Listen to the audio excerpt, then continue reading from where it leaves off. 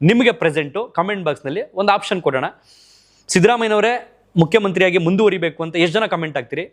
ಇಲ್ಲ D K Shivakumar ಅವರು ಮುಖ್ಯಮಂತ್ರಿ ಆಗಬೇಕು ಅಂತ ಎಷ್ಟು ಜನ ಆಸೆಯನ್ನು ವ್ಯಕ್ತಪಡಿಸ್ತೀರಿ? ಕಮೆಂಟ್ ಬಾಕ್ಸ್ನಲ್ಲಿ ಬರೆದು ತಿಳಿಸಿ. ಯಾರಿಗೆ ಎಷ್ಟು ಜನಬೆಂಬಲ ಇದೆ ಅನ್ನೋಂಥದ್ದು ನಮಗೂ ಕೂಡ ಗೊತ್ತಾಗುತ್ತೆ. ಯಾವುದೋ ಒಂದು ಮನೆಗೆ ಹೋಗಿ ನಾವು ಹೆಣ್ಣು ಕೇಳೋದಕ್ಕೆ ಹೋಗ್ತೀವಿ, ಹೆಣ್ಣು ನೋಡೋದಕ್ಕೆ ಹೋಗ್ತೀವಿ. ಆ ಹುಡುಗಿಗೆ ಆ ಮದುವೆ ಇಷ್ಟ ಇರುತ್ತೆ ಇಲ್ವೋ ಗೊತ್ತಿಲ್ಲ, ಬಲವಂತವಾಗಿ ನಾವು ಇಲ್ಲ ನಾನು ಮಾಡ್ಕೊತೀನಿ, ನಾಳೆ ದಿನ ಅವಳು ನನ್ನ ಜೊತೆ ಚೆನ್ನಾಗಿ ಬಾಳ್ತಾಳೆ ಅನ್ನೋ ಅಂತ ನಂಬಿಕೆಯಲ್ಲಿ ಮಾಡ್ಕೊಳಕ್ಕಾಗಲ್ಲ. ಯಾಕೆಂತಂದರೆ ಹುಡುಗಿ ಅನುಮತಿ ಇಲ್ಲದೇ ಮಾಡ್ಕೊಳಕ್ಕಾಗಲ್ಲ. ಅದೇ ರೀತಿ ಅಲ್ಲಿ ರೈತರ ಅನುಮತಿಯೇ ಇಲ್ಲ. ಎಷ್ಟು ಜನ ರೈತರು ಎಂತೆಂಥ ಭಾಷೆಗಳಲ್ಲಿ ಬಳಸ್ಬೋದು, ಎಂತೆಂಥ ಭಾಷೆಗಳಲ್ಲಿ ಬೈಬೋದು, ಅಷ್ಟು ಡಿ ಕೆ ಶಿವಕುಮಾರ್ ಅವರನ್ನು ನಿಂದಿಸ್ತಾ ಇದ್ದಾರೆ. ಕಾರಣ ಏನು ಅಂತಂದರೆ, ಎಲ್ಲಿ ಆ ಯಪ್ಪ ನಮ್ಮ ಜಮೀನು ಕಿತ್ಕೊಂಡ್ಬಿಡ್ತಾನೋ, ನಮ್ಮನ್ನು ಬೀದಿಗೆ ತಳ್ಬಿಡ್ತಾನೋ ಯಪ್ಪ, ಅವರ ಯಾವ್ಯಾವುದೋ ಅಭಿವೃದ್ಧಿ ಯೋಜನೆಗಳಿರ್ತವೆ ಅದಕ್ಕೆ ನಮ್ಮನ್ನು ಬಲಿಕ ಬಕ್ರ ಮಾಡ್ಬಿಡ್ತಾನೋ ಅಂತ ಆತಂಕ ಜನರಿಗಿದೆ, ಭಯ ಇದೆ. ದಯವಿಟ್ಟು ರೈತರು ಅನುಮತಿ ಇಲ್ಲ ಅಂತಂದಮೇಲೆ ಅದನ್ನು ಬಿಟ್ಟುಬಿಡಿ. ಯಾಕಂತಂದರೆ ಜನಪರ ಮುಖ್ಯಮಂತ್ರಿ ಆಗಿರಬೇಕು, ಜನಪ್ರಿಯ ಮುಖ್ಯಮಂತ್ರಿ ಆಗಿರಬೇಕು ಅಂತ ನೀವೇನಾರು ಅನ್ಕೊಂಡ ಸ್ಥಾನಕ್ಕೆ ಹೋಗ್ತಾ ಇದ್ರೆ ಈ ಪ್ಲಾನನ್ನು ಫಸ್ಟ್ ನೀವು ಬಿಡಬೇಕಾಗುತ್ತೆ ಅಂತ ನಂದೊಂದು ಸಣ್ಣ ಮನವಿ. ಎಲ್ರಿಗೂ ನಮಸ್ಕಾರ. ನಮ್ಮ ನ್ಯೂಸ್ ಅಲರ್ಟ್ ಯೂಟ್ಯೂಬ್ ಚಾನಲ್ಗೆ ನಿಮಗೆ ಸ್ವಾಗತ. ನಾನು ಚಂದನ್. ಬಹುಶಃ ನನ್ನ ಪ್ರಕಾರ ಅಥವಾ ನಿಮಗೂ ಅನ್ನಿಸ್ಬೋದು, ಕರ್ನಾಟಕ ರಾಜ್ಯದ ರಾಜಕಾರಣದಲ್ಲಿ ಯಾವೊಬ್ಬ ವ್ಯಕ್ತಿಯೂ ಇಷ್ಟೊಂದು ದೇವರು ದಿಂಡ್ರನ್ನ ಪೂಜೆ ಮಾಡಲಿಲ್ಲ ಅಂತ ಅನಿಸುತ್ತೆ. ಆ ದೇವರು ದಿಂಡ್ರನ್ನ ಪೂಜೆ ಮಾಡಿದ ವ್ರತದ ಫಲವೋ ಅಥವಾ ಪಟ್ಟು ಹಿಡದೆ ಕೂತಂಥ ಆಟವೋ ಗೊತ್ತಿಲ್ಲ, ಡಿ ಕೆ ಶಿವಕುಮಾರ್ ಅವರು ಈ ರಾಜ್ಯದ ಮುಂದಿನ ಮುಖ್ಯಮಂತ್ರಿಯಾಗಿ ಅಧಿಕಾರ ವಹಿಸ್ಕೊಳ್ಳೋದಕ್ಕೆ ಕ್ಷಣಗಣನೆ ಈಗ ಶುರುವಾಗಿದೆ. ಏನಿದು ವಿಚಾರ ಎಲ್ಲವನ್ನೂ ಕೂಡ ವಿವರವಾಗಿ ಮಾತಾಡೋಣ. ನಾನು ಒಪಿನಿಯನ್ ಥರ ಮಾತಾಡ್ತಾ ಹೋಗ್ತೀನಿ ಅಷ್ಟೇ. ಸೊ ಹಾಗಾಗಿ ಯಾರಾದರೂ ಹೊಸಬ್ರು ನಮ್ಮ ಚಾನಲ್ಗೆ ಮೊದಲ ಬಾರಿಗೆ ಭೇಟಿ ಕೊಟ್ಟು ಈ ಒಂದು ವಿಡಿಯೋವನ್ನು ನೋಡ್ತಾ ಇದ್ರೆ ಸಬ್ಸ್ಕ್ರೈಬ್ ಮಾಡ್ಕೊಳ್ಳಿ, ಪಕ್ಕದಲ್ಲಿರ್ತಕ್ಕಂಥ ಬೆಲ್ ಐಕಾನನ್ನು ಕ್ಲಿಕ್ ಮಾಡಿ. ಕರ್ನಾಟಕ ರಾಜ್ಯದಲ್ಲಿ ಕಾಂಗ್ರೆಸ್ ಪಕ್ಷ ಅಧಿಕಾರಕ್ಕೆ ಬಂದು 2023 ಚುನಾವಣೆ ನಂತರ ಇಲ್ಲಿಯವರೆಗೆ 3 ವರ್ಷ ಆಯಿತು. ಸಿದ್ದರಾಮಯ್ಯನವರು ಅವರ ಸಾಮಾಜಿಕ ಜಾಲತಾಣಗಳ ಖಾತೆಗಳಲ್ಲಿ ಇವತ್ತು 3 ವರ್ಷದ ಆಡಳಿತವನ್ನು ನೆನಪಿಸ್ಕೊಳ್ತಾ ಇದ್ರು. ನಾವು ಜನರಿಗೆ ಏನೇನು ಗ್ಯಾರಂಟಿ ಕೊಟ್ಟಿದ್ದೋ ಅದನ್ನು ನಾವು ಉಳಿಸ್ಕೊಂಡಿದ್ದೀವಿ, ನಮಗೆ ಒಂದು ತೃಪ್ತಿ ಇದೆ ಅನ್ನೋಂಥದ್ದನ್ನು ಪೋಸ್ಟ್ ಮಾಡ್ತಾ ಇದ್ರು. ಸೊ ಅಲ್ಲೆಲ್ಲ ಕಾಮೆಂಟ್ಸಲ್ಲಿ ಕೇಳ್ತಾ ಇದ್ದಾರೆ ಜನ, ನೀವು CM ಸ್ಥಾನಕ್ಕೆ ರಾಜೀನಾಮೆ ಕೊಡಬೇಡಿ, ಯಾಕೆ ರಾಜೀನಾಮೆ ಕೊಡ್ತೀರಿ, ನೀವು ಕೊಡಬೇಡಿ, ನೀವೇ ಇರಿ ಅಂತ ತುಂಬ ಜನ ಕೇಳ್ತಾ ಇದ್ದಾರೆ. ಅವರೊಟ್ಟಿಗೆ ಸಿದ್ದರಾಮಯ್ಯನವರ ಆಪ್ತರು, ಅದರಲ್ಲಿ ಶಾಸಕರು ಹಾಗೇನೆ ಸಚಿವರು, ಇಲ್ಲ ನೀವು ರಾಜೀನಾಮೆ ಕೊಡೋದು ಬೇಡ, ನೀವು ರಾಜೀನಾಮೆ ಕೊಟ್ಟರೆ ತಪ್ಪಾಗುತ್ತೆ, ನೀವು ಕೊಡೋದು ಬೇಡ, ನೀವು ಆಟ ಮಾಡಿ ಅನ್ನೋದನ್ನು ಅವರು ಕೂಡ ಹೇಳ್ತಾ ಇದ್ದಾರೆ ಅನ್ನೋದನ್ನು ನೀವು ಗಮನಿಸಿದ್ದೀವಿ. ಯಾರು CM ಆಗಬೇಕು, ಯಾರು DCM ಆಗಬೇಕು ಅನ್ನೋಂಥದ್ದನ್ನು ನಿರ್ಧಾರ ಮಾಡುವಂಥದ್ದು ಕಾಂಗ್ರೆಸ್ ಹೈಕಮಾಂಡ್. 2023 ಚುನಾವಣೆಯಲ್ಲಿ ಕಾಂಗ್ರೆಸ್ ಪಕ್ಷ ಇಷ್ಟು ಬಹುಮತವನ್ನು ಪಡ್ಕೊಳ್ಳುತ್ತೆ ಅಂತ ಯಾರಿಗೂ ಕೂಡ ಊಹೆ ಮಾಡ್ಕೊಳ್ಳೋದಕ್ಕೂ ಕೂಡ ಸಾಧ್ಯವೇ ಇರಲಿಲ್ಲ. ಅಂಥದ್ರಲ್ಲಿ ಡಿ ಕೆ ಶಿವಕುಮಾರ್ ಅವರು ಮಾಧ್ಯಮಗಳಿಗೆ ಹೇಳಿದರು, 130+ ನಾವು ಗೆಲ್ತೀವಿ, 134ರಲ್ಲಿ 224 ವಿಧಾನಸಭಾ ಕ್ಷೇತ್ರಗಳಲ್ಲಿ ನಾವು 134 ಗೆದ್ದೇ ಗೆಲ್ತೀವಿ ಅಂತ ಹೇಳಿದರು. ಹಂಗೆ ಗೆದ್ದರೂ ಕೂಡ ಊಹೆನೂ ಕೂಡ ಯಾರೂ ಮಾಡ್ಕೊಳ್ಳೋದಕ್ಕೆ ಆಗ್ತಾನೆ ಇರಲಿಲ್ಲ ಕಾಂಗ್ರೆಸ್ ಪಕ್ಷ ಅಧಿಕಾರಕ್ಕೆ ಬರುತ್ತೆ ಕರ್ನಾಟಕ ರಾಜ್ಯದಲ್ಲಿ ಅಂತ. ಯಾಕೆಂತಂದರೆ ಮೋದಿ ಅನ್ನುವಂಥ ಒಂದು ಅಲೆ ಇತ್ತು, ಜೊತೆಗೆ ಜನರಿಗೆ ವಿದ್ಯಾರ್ಥಿಗಳಿಗೆಲ್ಲ ಈ BJP ಅನ್ನುವಂಥ ಒಂದು ಪಕ್ಷದ ಪ್ರೀತಿ ಇತ್ತು. ಸೊ ಹಾಗಾಗಿ ಕಾಂಗ್ರೆಸ್ ಬರುತ್ತೆ ಅಂತ ಯಾರೂ ಕೂಡ ಊಹೆ ಮಾಡ್ಕೊಳ್ಳೋದಕ್ಕೂ ಸಾಧ್ಯವೇ ಇರಲಿಲ್ಲ. ಅಂಥ ಸಂದರ್ಭದಲ್ಲಿ ಕಾಂಗ್ರೆಸ್ ಪಕ್ಷ ಅಧಿಕಾರಕ್ಕೆ ಬಂತು. ಅದಕ್ಕೆ ಕಾರಣಗಳು ಒಂದಷ್ಟಿದೆ. ಗ್ಯಾರಂಟಿ ಯೋಜನೆಗಳಾಗಿರ್ಬೋದು, ಅಥವಾ ಜನರ ಮನೆಗೂ ಹೋಗಿ ಆ ಗ್ಯಾರಂಟಿ ಯೋಜನೆಗಳ ಬಗ್ಗೆ ತಲುಪಿಸಿದಾಗಿರ್ಬೋದು. ಸೊ ಇದೆಲ್ಲವೂ ಕೂಡ ತುಂಬ ಮುಖ್ಯವಾಗುತ್ತೆ. ಬಟ್ ನಾವು ವೋಟಿಂಗ್ ಮೆಜಾರಿಟಿನ ತಗೊಂಡ್ರೆ ಈಗ 3,80,00,000 ವೋಟಿಂಗ್ ಆಗಿದೆಯಲ್ಲ ನಮ್ಮ ಕರ್ನಾಟಕದಲ್ಲಿ, ಅದರಲ್ಲಿ 1 ಕೋಟಿ ಪ್ಲಸ್ ಇವರು ತಗೊಂಡ್ರೆ 1 ಕೋಟಿ ಪ್ಲಸ್ BJPನೇ ತಗೊಂಡಿದೆ. ಸೊ ಜನಸಂಖ್ಯೆ ಆಧಾರದಲ್ಲಿ ತಗೊಂಡ್ರೆ ಇಬ್ಬರು ನಿಯರ್ ಇದ್ದಾರೆ. ಬಟ್ ನಮ್ಗೆ ಏನೇ ಆದ್ರೂ 1 ಓಟಿಂದ ಗೆದ್ರೂ ಅವನು MLA ಅಲ್ವಾ. ಸೊ ಹಾಗಾಗಿ ಇವರ ಪಕ್ಷದಲ್ಲಿ ಏನಾಯ್ತು ಅಂತಂದ್ರೆ, ಒಂದು 5,000 ಹೋಟೆಲ್ ಗೆದ್ದಂಥವ್ರು ಇದ್ದಾರೆ, 10,000 ಹೋಟೆಲ್ ಗೆದ್ದಂಥವ್ರು ಇದ್ದಾರೆ, ಒಂದು 100-200 ಹೋಟೆಲ್ ಗೆದ್ದಂಥವ್ರು ಇದ್ದಾರೆ. ಅದಕ್ಕೆ ಎಕ್ಸಾಂಪಲ್ ಅಂತಂದ್ರೆ ಶೃಂಗೇರಿ ವಿಧಾನಸಭಾ ಕ್ಷೇತ್ರ. ಸೊ ಈ ರೀತಿ ಅಧಿಕಾರಕ್ಕೆ ಬಂತು. ಅಧಿಕಾರಕ್ಕೆ ಬಂದ ನಂತರ ಹೈಕಮಾಂಡ್ ಮೀಟಿಂಗ್ ಆಯಿತು. ಹೈಕಮಾಂಡ್ ಮೀಟಿಂಗ್ ಆದ ನಂತರ ಎಲ್ಲ ಅನ್ಕೊಂಡಿದ್ದು ಡಿ ಕೆ ಶಿವಕುಮಾರ್ ಅವರೇ CM ಆಗ್ಬೋದೇನೋ ಅಂತ. ಸೊ ಅಲ್ಲೊಂದು ಇತ್ಯರ್ಥ ಆಯಿತು. 2.5 ವರ್ಷ 1 ವರ್ಷ, ಒಂದು ಟರ್ಮ್ಗೆ CM ಸಿದ್ದರಾಮಯ್ಯನವರಾಗಲಿ, ಇನ್ನೊಂದು ಟರ್ಮ್ಗೆ ಡಿ ಕೆ ಶಿವಕುಮಾರ್ ಅವರಾಗಲಿ ಅಂತ. ಕಳೆದ ವರ್ಷ 2025 ಮೇ ತಿಂಗಳು, ಜೂನ್ ತಿಂಗಳು ಆರಂಭ ಆಗಿದೆ ತಡ. ಆಲ್ರೆಡಿ ಅಧಿಕಾರವನ್ನು ಬಿಟ್ಕೊಡ್ಬೇಕು ಅಥವಾ ಅಧಿಕಾರವನ್ನು ಡಿ ಕೆ ಶಿವಕುಮಾರ್ ಅವರಿಗೆ ವಹಿಸಬೇಕು ಅನ್ನುವಂಥದ್ದೊಂದು ಅಲೆ ಕಾಂಗ್ರೆಸ್ ಪಕ್ಷದ ಇನ್ನೊಂದು ಟೀಮ್ನಲ್ಲಿ, ಅಂದರೆ ಈಗ ಡಿ ಕೆ ಶಿವಕುಮಾರ್ ಅವರ ಬಣದಲ್ಲಿ ಹೇಳ್ತು. ಸೊ ಸಹಜವಾಗಿ ಜನ ಎಲ್ಲ ಏನು ಅನ್ಕೊಳ್ತಿರೋ ಅಂತಂದರೆ 2025 ಡಿ ಕೆ ಶಿವಕುಮಾರ್ CM ಆಗಿಬಿಡ್ತಾರೆ ಅಂತ. ಹಂಗೂ ಹಿಂಗೂ ಅದು ಹೋಗಿ ಇಲ್ಲಿ ತನಕ ಬಂದು ನಿಂತ್ಕೊಳ್ತು. ಸೊ ನಿನ್ನೆ ಕಾಂಗ್ರೆಸ್ನ ಹೈಕಮಾಂಡ್ನ ಮೀಟಿಂಗ್ನಲ್ಲಿ ಸನ್ಮಾನ್ಯ ಮುಖ್ಯಮಂತ್ರಿಗಳಾದ ಸಿದ್ದರಾಮಯ್ಯನವರು, ಸನ್ಮಾನ್ಯ ಉಪಮುಖ್ಯಮಂತ್ರಿಗಳಾದ ಡಿ ಕೆ ಶಿವಕುಮಾರ್ ಅವರು ಇಬ್ಬರು ಕೂಡ ಭಾಗವಹಿಸಿದ್ರು.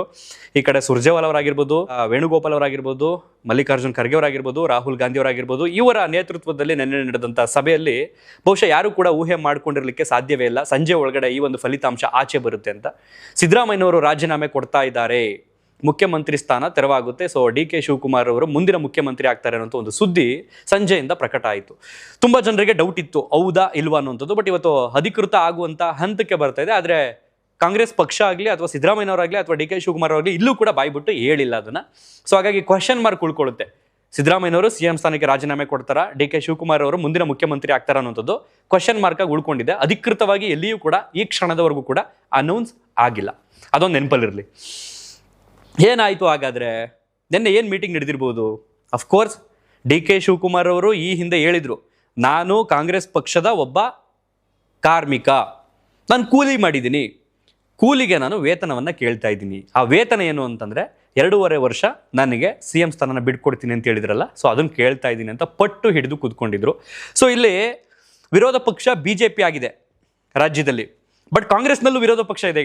ಈಗ ಏನಾಗುತ್ತೆ ಅಂತಂದ್ರೆ, ಈಗ ಸಿದ್ದರಾಮಯ್ಯವರು ಮುಖ್ಯಮಂತ್ರಿ ಆಗಿದ್ದಾಗ ಈಗ ಡಿ ಕೆ ಶಿವಕುಮಾರ್ ಅವ್ರದ್ದೊಂದು ಪಾರ್ಟಿ ಇತ್ತಲ್ಲ, ಅದು ಪಕ್ಷದ ಆಂತರಿಕ ಜಗಳವನ್ನು ಹೊರಗಡೆ ಬಿಟ್ಕೊಡದೇ ಇದ್ರೂ ನೋಡುವಂತಹ ರಾಜ್ಯದ ಜನರಿಗೆ ಇವರಲ್ಲಿ ಹೊಂದಾಣಿಕೆ ಇಲ್ಲ, ಇವರಲ್ಲಿ ಸಾಮ್ಯತೆಗಳಿಲ್ಲ, ಅವ್ರದೇ ಬೇರೆ ಇವ್ರದೇ ಬೇರೆ ಥರ ಆಗಿದೆ. ಸಿದ್ದರಾಮಯ್ಯವ್ರದ್ದೊಂದು ಟೀಮ್ ಆಗಿದೆ, ಅಲ್ಲೊಂದು 40 ಜನ ಅವರ ಆಪ್ತರು, ಈ ಕಡೆ ಡಿ ಕೆ ಶಿವಕುಮಾರ್ ಅವ್ರ ಜೊತೆ ಒಂದು 30-40 ಜನ ಅವರೊಂದು ಆಪ್ತರಿದ್ದಾರೆ. ಸೊ ಹಾಗಾಗಿ ಎರಡು ಬಣ ಆಗೋಗಿದೆ. ಏನಾಗುತ್ತೋ ಗೊತ್ತಿಲ್ಲ ಅನ್ನುವಂಥದ್ದು ರಾಜ್ಯದ ಜನರಿಗೆ ಸಹಜವಾಗಿ ಗೊತ್ತು. ಸೊ ವಿರೋಧ ಪಕ್ಷ ಅದಿದ್ರೆ ಆಂತರಿಕವಾಗಿ ಇಲ್ಲೊಂದು ವಿರೋಧ ಪಕ್ಷ ಇತ್ತು. ಈಗ ಏನಾಗುತ್ತೆ? ಈಗ ಅಫ್ಕೋರ್ಸ್ ಸಿದ್ದರಾಮಯ್ಯನವರ ರಾಜೀನಾಮೆ ಕೊಡಬೇಡಿ ಅಂತ ಅವ್ರ ಆಪ್ತರು ಹೇಳ್ತಿದ್ದಾರೆ. ಡಿ ಕೆ ಶಿವಕುಮಾರ್ ಅವ್ರೇನಾದ್ರು CM ಆದ್ರು ಅಂತಂದ್ರೆ ಅಫ್ಕೋರ್ಸ್ ಅಲ್ಲೊಂದು ಒಳಗಡೆ ಆಪೋಸಿಟ್ ವಿರೋಧ ಪಕ್ಷ ಆಗುತ್ತೆ. ಸಿದ್ದರಾಮಯ್ಯನವರು ಇದ್ದಾಗ ಆಡಳಿತ ಪಕ್ಷ, ಅವ್ರ ಜೊತೆ ಇದ್ದಂಥ ಬೆಂಬಲಿಗರ ಆಡಳಿತ ಪಕ್ಷದ ಆಪ್ತರು. ಈಗ ಏನಾಗುತ್ತೆ? ಸಿದ್ದರಾಮಯ್ಯನವರು ರಾಜೀನಾಮೆ ಕೊಟ್ಟ ನಂತರ ಇವ್ರ ಟೀಮ್ ಇತ್ತಲ್ಲ, ಅದು ವಿರೋಧ ಪಕ್ಷ ಆಗುತ್ತೆ, ಇವ್ರ ಆಡಳಿತ ಪಕ್ಷ ಆಗುತ್ತೆ. ಅಂದ್ರೆ ಆಂತರಿಕವಾಗಿ ಹೇಳ್ತಿರೋದು ನಾನು. ಸೊ ಇದು ಲೆಕ್ಕಾಚಾರ ನಡೀತಿರ್ತಕ್ಕಂಥದ್ದು. ಇನ್ನು ಸಿದ್ದರಾಮಯ್ಯನವರಿಗೆ ನಿಮಗೆ ಸ್ಟೇಟ್ ಬೇಡ, ಸೆಂಟ್ರಲ್ ಪಾಲಿಟಿಕ್ಸ್ಗೆ ಬಂದ್ಬಿಡಿ, ರಾಜ್ಯಸಭೆಗೆ ನೀವು ಅಂತ ಆಹ್ವಾನ ಕೊಟ್ಟಿದ್ದಾರಂತೆ ರಾಹುಲ್ ಗಾಂಧಿ ಅವರು. ಗೊತ್ತಿಲ್ಲ ಅದು. ನನಗನ್ಸುತ್ತೆ ಸಿದ್ದರಾಮಯ್ಯನವರು ಯಾವ ಕಾರಣಕ್ಕೂ ಸ್ಟೇಟ್ ಪಾಲಿಟಿಕ್ಸ್ ಬಿಟ್ಟು ಅಲ್ಲಿಗೆ ಹೋಗಲ್ಲ. ಆ್ಯಂಡ್ ಇನ್ನೊಂದೇನು ಅಂತಂದರೆ, ಬಹುಶಃ ನನಗನ್ಸುತ್ತೆ, ವೈಯಕ್ತಿಕವಾಗಿ ಹೇಳ್ತಿರೋದು, ಸಿದ್ದರಾಮಯ್ಯನವರು ಈಗ ಮುಖ್ಯಮಂತ್ರಿ ಸ್ಥಾನಕ್ಕೆ ರಾಜೀನಾಮೆ ಕೊಟ್ಟರು ಅಂತಂದರೆ ನನ್ನ ಪ್ರಕಾರ ಇಲ್ಲಿಗೆ ಮುಗೀತು ಪಾಲಿಟಿಕ್ಸ್. ಯಾಕಂತಂದರೆ ಇನ್ನು ಮತ್ತೆ 2028ಕ್ಕೆ ಕಾಂಗ್ರೆಸ್ ಪಕ್ಷ ಅಧಿಕಾರಕ್ಕೆ ಬರುತ್ತೆ ಅನ್ನೋಂಥದ್ದೊಂದು ಡೌಟ್. ಯಾಕೆಂತಂದರೆ ನಮ್ಮ ರಾಜ್ಯದ ಜನರೇ ಬದಲಾಯಿಸ್ತಾ ಇರ್ತಾರೆ, 5 ವರ್ಷ ಅವ್ರಿಗೆ, 5 ವರ್ಷ ಇವ್ರಿಗೆ ಅಂತ. ಸೊ ಈಗ ಇಲ್ಲಿ ಅಲಯನ್ಸ್ ಬೇರೆ ಆಗಿದೆ BJP JDS ಜೊತೆಗೆ. ಸೊ ಹಾಗಾಗಿ ಅವ್ರು ಯಾವ ರೀತಿ ಸಾಮರ್ಥ್ಯವನ್ನು ತೋರಿ ಬಹುಮತವನ್ನು ಗೆಲ್ತಾರೋ, ಅಥವಾ ಡಿ ಕೆ ಶಿವಕುಮಾರ್ ಅವರು CM ಆದ ನಂತರ ಮತ್ತೆ ಚಾಣಕ್ಯತನವನ್ನು ತೋರಿಸಿ ಮತ್ತೆ ಕಾಂಗ್ರೆಸ್ ಪಕ್ಷವನ್ನು 2028ಕ್ಕೆ ಅಧಿಕಾರಕ್ಕೆ ತರ್ತಾರೋ ಗೊತ್ತಿಲ್ಲ. ಒಟ್ಟಿನಲ್ಲಿ ಸಿದ್ದರಾಮಯ್ಯನವರು ಮುಖ್ಯಮಂತ್ರಿ ಆಗುವಂಥದ್ದು ಇನ್ನು ಮುಂದೆ ಡೌಟ್. ಹೇಗಾಗುತ್ತೆ ಅಂತಂದರೆ, ಯಾರೋ ಒಬ್ಬ ವ್ಯಕ್ತಿಯನ್ನು ಟಾಪಲ್ಲಿ ಇದ್ದಂಥವನ್ನ ಬಂದ್ಬಿಟ್ಟು ನೀನು ಈ ಪ್ಲೇಸಲ್ಲಿ ಕುತ್ಕೊ ಅಂತಂದರೆ ಯಾರು ಕೂಡ ಒಪ್ಪಲ್ಲ, ಸಾಮಾನ್ಯವಾಗಿ ಜನರೇ ಒಪ್ಪಲ್ಲ. ಅಂತಂದ್ರೆ ಈಗ ಸಿದ್ದರಾಮಯ್ಯನವರು ಒಪ್ತಾರೆ ಅನ್ನೋಂಥದ್ದು ನನಗಂತೂ ಡೌಟು. ರಾಜ್ಯಸಭಾ ಮೆಂಬರ್ ಅದೇನು ಕಮ್ಮಿ ಹುದ್ದೆ ಏನಲ್ಲ ಅದನ್ನು, ಬಟ್ ಇವರು ಸೆಂಟ್ರಲ್ ಪಾಲಿಟಿಕ್ಸ್ಗೆ ಹೋಗುವಂಥದ್ದು ಡೌಟು. ಏನಾಗ್ಬೋದು ಹಾಗಾದರೆ? ಸಿದ್ದರಾಮಯ್ಯನವ್ರನ್ನ ತಣ್ಣಗೆ ಮಾಡಬೇಕು, ಅವ್ರ ಟೀಮ್ನ ತಣ್ಣಗೆ ಮಾಡಬೇಕು ಅಂತಂದರೆ, ಈಗ ಮಾಧ್ಯಮಗಳು ಗಮನಿಸ್ತಾ ಇದ್ದೀರಿ ನೀವು, CM ಸ್ಥಾನಗಳನ್ನು ಹೆಚ್ಚಿಸುವಂಥದ್ದು. ಈಗ ಅಲ್ಪಸಂಖ್ಯಾತರ ಅಂತ ಬಂದರೆ, ಈಗ ಜಮೀರ್ ಅಹಮದ್ ಆಗಿರ್ಬೋದು, ಅಥವಾ ಸ್ಪೀಕರ್ ಆಗಿದ್ರಲ್ಲ ಇವರು ನಮ್ಮ ಮಂಗಳೂರು ಭಾಗದವರು, ಅವ್ರಿಗಾಗ್ಬೋದು, ಇಬ್ಬರಲ್ಲೊಬ್ರಿಗೆ. ಈ ಕಡೆ ಲಿಂಗಾಯತ ಅಂತ ಬಂದರೆ ಈಶ್ವರ್ ಖಂಡ್ರೆ ಅವರಿದ್ದಾರೆ, MB ಪಾಟೀಲ್ ಅವರಿದ್ದಾರೆ, ಅವರಲ್ಲಿ ಇಬ್ಬರಿಗೊಬ್ರಿಗಾಗ್ಬೋದು. ಈ ಕಡೆ ಸಿದ್ದರಾಮಯ್ಯನವ್ರನ್ನ ಇನ್ನೊಂದು ಚೂರು ತಣ್ಣಗೆ ಮಾಡಬೇಕು ಅಂತಂದರೆ ಬಹುಶಃ ಅವ್ರ ಮಗ ಯತೀಂದ್ರ ಸಿದ್ದರಾಮಯ್ಯನವರಿಗೆ CM ಸ್ಥಾನವನ್ನು ಕೊಡಬಹುದು. ಒಂದಷ್ಟು ಜನರಿಗೆ CM ಸ್ಥಾನಗಳನ್ನು ಕೊಡೋದ್ರಿಂದ ಈ ಒಂದು ಬಂಡಾಯವನ್ನು ಅಥವಾ ಈ ಒಂದು ಶೀತಲ ಸಮರ ಇರುತ್ತಲ್ಲ ಅದನ್ನು ತಣ್ಣಗೆ ಮಾಡಬಹುದು. ಮಾಡಿದ್ರೆ ಇನ್ನೇನಾಗುತ್ತೆ ಹಾಗಾದರೆ? ಈ ಕಡೆ ಡಿ ಕೆ ಶಿವಕುಮಾರ್ ಅವರ ಟೀಮ್ನಲ್ಲಿ ಅಥವಾ ಆಪ್ತರು ಅಂತಿದ್ರಲ್ಲ, ಅವ್ರಿಗೆ ಸಚಿವ ಸ್ಥಾನ ಸಿಗುತ್ತೆ. ಒಂದು 4ರಿಂದ 5 ಜನಕ್ಕೆ ಹೊಸ ಖಾತೆಗಳು ಸಿಗಬಹುದು. ಸಿದ್ದರಾಮಯ್ಯನ ಟೀಮ್ನಲ್ಲಿ ಇದ್ದಂಥವರಿಗೆ ಕಡಿಮೆ ಆಗ್ಬೋದು, ಗೊತ್ತಿಲ್ಲ. ಈ ಕಡೆ ಕಡಿಮೆ ಆಯಿತು ಅಂತಂದರೆ ಸಹಜವಾಗಿ ಬಂಡಾಯ ಎದ್ದೇ ಹೇಳ್ತಾರೆ. ಅವ್ರನ್ನ ಹೆಂಗೆ ಶಮನಗೊಳಿಸ್ತಾರೆ ಅನ್ನೋಂಥದ್ದೇ ದೊಡ್ಡ ಟಾಸ್ಕ್ ಆಗಿದೆ. ಒಟ್ಟಾರೆಯಾಗಿ ನನಗನ್ಸುತ್ತೆ ಡಿ ಕೆ ಶಿವಕುಮಾರ್ ಅವರು ಈ ಬಂಡಾಯವನ್ನು, ಪಕ್ಷದ ಒಳಗಡೆ ಇರತಕ್ಕಂಥ ಆಂತರಿಕ ಯುದ್ಧವನ್ನು ತಣ್ಣಗೆ ಮಾಡಿ ಮುಖ್ಯಮಂತ್ರಿ ಆದರು ಅಂತಂದರೆ ಬಹುಶಃ ಫುಲ್ ಟರ್ಮ್ ಆಗಿ, ಅಂದರೆ 5 ವರ್ಷಗಳ ಅವಧಿ ಇದೆಯಲ್ಲ, ಅದರಲ್ಲಿ ಈಗ ನನ್ನ ಪ್ರಕಾರ ಇನ್ನೊಂದು 1 ವರ್ಷ 11 ತಿಂಗಳು, 1 ವರ್ಷ 10 ತಿಂಗಳಿದೆ ಅವಧಿ, ಪೂರ್ಣಗೊಳಿಸ್ಬೋದು. ಬಟ್ ಈ ಬಂಡಾಯವನ್ನು ಶಮನಗೊಳಿಸೋಕ್ಕಾಗಲಿಲ್ಲ ಅಂತಂದರೆ ತುಂಬ ಕಷ್ಟ ಆಗುತ್ತೆ. ಸರ್ಕಾರ ಯಾವ ಕ್ಷಣದಲ್ಲಿ ಏನು ಬೇಕಾದರೂ ಆಗಬಹುದು. ಇಫ್ ಇನ್ ಕೇಸ್ ಸಿದ್ದರಾಮಯ್ಯನವರು ಏನಾದ್ರು ಈಗ ಅಧಿಕಾರವನ್ನು ಬಿಟ್ಟುಕೊಡದೆ ಅವರೇ ಮುಖ್ಯಮಂತ್ರಿಯಾಗಿ ಮುಂದುವರೆದಿದ್ರು ಸೇಮ್ ಈ ಕಡೆಯಿಂದ ಅದೇ ಲೆಕ್ಕಾಚಾರ ಆಗ್ತಿತ್ತೇನೋ. ಆ ಕಾರಣದಿಂದ ಪಕ್ಷದ ವರಿಷ್ಠರು, ಪಕ್ಷದ ಮುಖಂಡರು ಈ ಒಂದು ತೀರ್ಮಾನವನ್ನು ತೆಗೆದುಕೊಂಡು ಇಬ್ಬರನ್ನು ಕರೆಸಿ ತಿಳಿ ಹೇಳಿ, ಒಂದು ಫೋಟೋ ಕೂಡ ವೈರಲ್ ಆಯಿತು, ಇಬ್ಬರನ್ನು ಪ್ರತ್ಯೇಕ ಕೊಠಡಿಯಲ್ಲಿ ಕೂಡ ಹಾಕಿದ್ದಾರೆ, ಮುಖಾಮುಖಿಯಾಗಿ ಇಬ್ಬರು ಕೂಡ ಭೇಟಿಯಾಗಿದ್ದಾರೆ, ಡಿ ಕೆ ಶಿವಕುಮಾರ್ ಹಾಗೇನೆ ಸಿದ್ದರಾಮಯ್ಯನವರು ಅಂತ. ಅವ್ರದ್ದೊಂದು ಟೀಮು ಸಪ್ರೇಟ್ ಡೆಲ್ಲಿಗೆ ಹೋಯ್ತು, ಇವ್ರದ್ದೊಂದು ಟೀಮು ಸಪ್ರೇಟ್ ಡೆಲ್ಲಿಗೆ ಹೋಯ್ತು. ಸಪ್ರೇಟಾಗಿ ಯಾಕೆ ಹೋಯ್ತು ಅಂತಂದರೆ, ಆ ನಾಯಕರು ಇವ್ರ ಜೊತೆ ಹೋಗಿರ್ತಾಗ ಅವ್ರ ಹತ್ರ ಡಿಸ್ಕಸ್ ಮಾಡಬೇಕಲ್ಲ, ಏನು ಮಾಡೋದು ಏನು ಬಿಡೋದು, ನಮ್ಮ ಜೊತೆಗೆ ಇಷ್ಟು ಜನ ಇದ್ದಾರೆ, ಇವ್ರ ಜೊತೆಗೆ ಇಷ್ಟು ಜನ ಇದ್ದಾರೆ, ಸೊ ಏನಾಗ್ಬೋದು, ಸೊ ರಾಹುಲ್ ಗಾಂಧಿ ಅವರಿಗೆ ನಮ್ಮದು ಕೂಡ ಬಲ ತೋರಿಸ್ಬೋದು, ಈ ಕಡೆ ನಾವು ಹೋದರೆ ನಾವು ಕೂಡ ತೋರಿಸ್ಬೋದು ಅನ್ನೋಂಥದ್ದು ಒಂದು ಇತ್ತು. ಆ ಸಂಖ್ಯಾಬಲವನ್ನು. ಸೊ ಹಂಗಾಗಿ ಅಧಿಕೃತವಾಗಿ ಈ ಕ್ಷಣದವರೆಗೂ ಕೂಡ ಸಿದ್ದರಾಮಯ್ಯನವರು ರಾಜೀನಾಮೆ ಕೊಡ್ತಾರೆ ಅನ್ನೋಂಥದ್ದು ಸ್ಪಷ್ಟವಾಗಿ ಬಂದಿಲ್ಲ. ಬಟ್ ರಾಜ್ಯಪಾಲರು ನಾಳೆ ಬೆಳಗ್ಗೆ ಸಮಯವನ್ನು ಕೊಟ್ಟವ್ರೆ ಅನ್ನುವಂಥದ್ದೊಂದು ಮಾತು ಕೇಳಿ ಬಂದೈತೆ. ಅದೆಷ್ಟು ಕನ್ಫರ್ಮ್ ಅನ್ನುವಂಥದ್ದು ಈ ಕ್ಷಣದವರೆಗೂ ಕೂಡ ಯಾರಿಗೂ ಗೊತ್ತಿಲ್ಲ. ಕ್ವಶನ್ ಮಾರ್ಕ್ ಹಾಕೊಂಡು ಎಲ್ಲರೂ ಸುದ್ದಿಯನ್ನು ಹೊಡಿತಾ ಇರ್ತಕ್ಕಂಥದ್ದು. ಬಹುಶಃ ನಾಳೆ ಶುಕ್ರವಾರ CM ಸಿದ್ದರಾಮಯ್ಯನವರು ಮುಖ್ಯಮಂತ್ರಿ ಸ್ಥಾನಕ್ಕೆ ರಾಜೀನಾಮೆಯನ್ನು ಕೊಟ್ಟ ನಂತರ ಇದೇ ತಿಂಗಳ ಅಂತ್ಯದ ಒಳಗಡೆ, ಅಂದರೆ ಮೇ ತಿಂಗಳ ಎಂಡಲ್ಲೇ DK ಶಿವಕುಮಾರ್ ಅವರು CM ಆಗ್ತಾರ ಅಥವಾ ಜೂನ್ 1 ಮೇಲೆ ಆಗ್ತಾರ, ಕಾದು ನೋಡಬೇಕು. ಯಾಕಂತಂದ್ರೆ ತುಂಬಾ ಜಾತಕ ಲೆಕ್ಕಾಚಾರ ಎಲ್ಲವನ್ನೂ ಕೂಡ ಪರಿಶೀಲನೆ ಮಾಡಿ, ಅವರ ರಾಜಗುರು ಇರ್ತಾರೆ, ಅವರ ಭವಿಷ್ಯ ಹೇಳುವಂತಕ್ಕಂಥ ಜ್ಯೋತಿಷಿಗಳಿರ್ತಾರೆ, ಅವರೆಲ್ಲರ ಸಲಹೆ ತಗೊಂಡು ಒಳ್ಳೆ ದಿನ ನೋಡಿಕೊಂಡು ಒಳ್ಳೆ ಟೈಮ್ ನೋಡಿಕೊಂಡು ಪದಗ್ರಹಣವನ್ನು ಸ್ವೀಕರಿಸಬಹುದು. ಕಾದು ನೋಡೋಣ ಏನೇನಾಗುತ್ತೆ ಅನ್ನುವಂಥದ್ದು. ಒಟ್ಟಾರೆಯಾಗಿ ಸನ್ಮಾನ್ಯ ಉಪಮುಖ್ಯಮಂತ್ರಿಗಳು ಅಥವಾ ಮುಂದೆ ಮುಖ್ಯಮಂತ್ರಿ ಆಗಲು ಬಯಸ್ತಿರ್ತಕ್ಕಂಥ DK ಶಿವಕುಮಾರ್ ಅವರಲ್ಲಿ ಒಂದು ಮನವಿ ನಮ್ಮ ಕಡೆಯಿಂದ, ನಮ್ಮ ವೀಕ್ಷಕರ ಕಡೆಯಿಂದ, ನೀವೇನೀಗ ಬಿಡ್ದಿದ್ದೊಂದು ಪ್ಲಾನ್ ಇಟ್ಕೊಂಡಿದ್ದೀರಲ್ಲ, ಹೈಟೆಕ್ ಸಿಟಿ ಮಾಡಬೇಕು, ಸ್ಮಾರ್ಟ್ ಸಿಟಿ ಮಾಡಬೇಕು ಅನ್ನೋದು, ದಯವಿಟ್ಟು ಅದನ್ನು ಸಾಧ್ಯವಾದರೆ ಕೈ ಬಿಟ್ಬಿಡಿ. ಮುಖ್ಯಮಂತ್ರಿಯಾಗಿ ಒಳ್ಳೆ ಜನಪರ ಕೆಲಸಗಳನ್ನು 1.5 ವರ್ಷ 1.25 ವರ್ಷ ನಿಮಗೆ ಟೈಮ್ ಐತೆ, ಅದನ್ನು ಮಾಡಿ. ಯಾಕಂತಂದರೆ ಯಾವುದೋ ಒಂದು ಮನೆಗೆ ಹೋಗಿ ನಾವು ಹೆಣ್ಣು ಕೇಳೋದಕ್ಕೆ ಹೋಗ್ತೀವಿ, ಹೆಣ್ಣು ನೋಡೋದಕ್ಕೆ ಹೋಗ್ತೀವಿ, ಆ ಹುಡುಗಿಗೆ ಆ ಮದುವೆ ಇಷ್ಟ ಇರುತ್ತೆ ಇಲ್ವೋ ಗೊತ್ತಿಲ್ಲ, ಬಲವಂತವಾಗಿ ನಾವು ಇಲ್ಲ ನಾನು ಮಾಡ್ಕೊತೀನಿ, ನಾಳೆ ದಿನ ನನ್ನ ಜೊತೆ ಚೆನ್ನಾಗಿ ಬಾಳ್ತಾಳೆ ಅನ್ನೋ ಅಂತ ನಂಬಿಕೆಯಲ್ಲಿ ಮಾಡ್ಕೊಳಕ್ಕಾಗಲ್ಲ.